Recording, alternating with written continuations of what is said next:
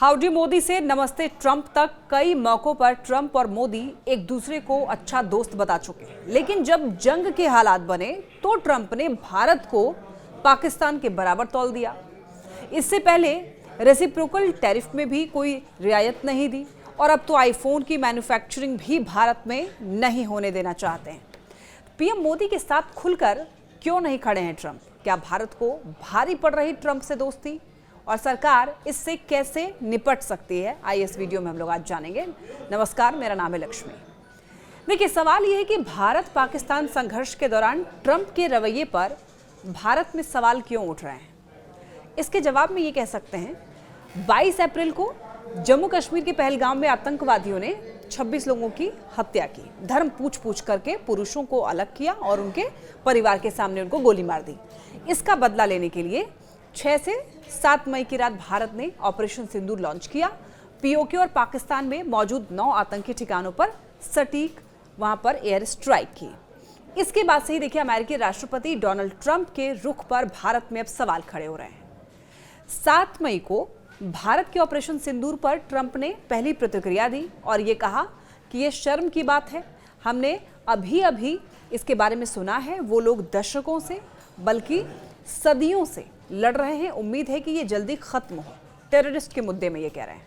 Trump ने अपने बयान में भारत और पाकिस्तान को समान रूप से संबोधित किया, जबकि भारत खुद को आतंकवाद का शिकार और पाकिस्तान को आतंकवाद का समर्थक मानता है।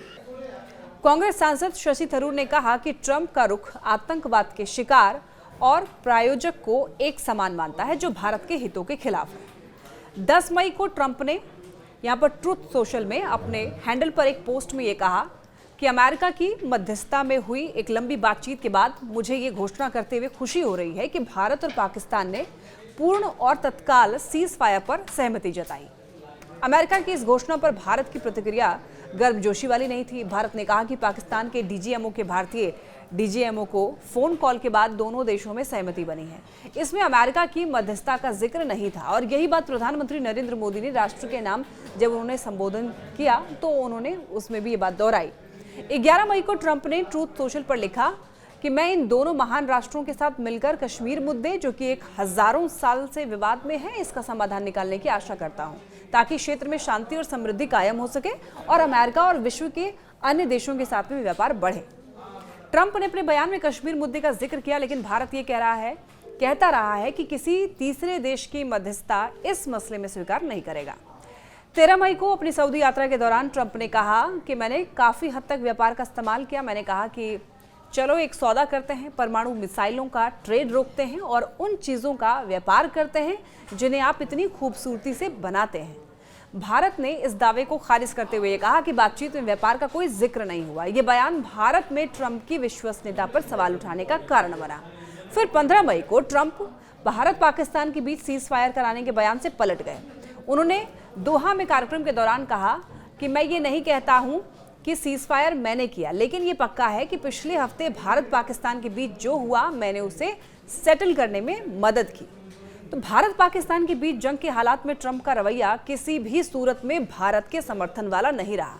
उन्होंने आतंकवादी हमला और भारत की आतंकियों पर स्ट्राइक को एक ही तराजू पर तौल दिया। साथ ही सीज फायर पर भी भारत की स्टैंडिंग से अलग बयान दिए।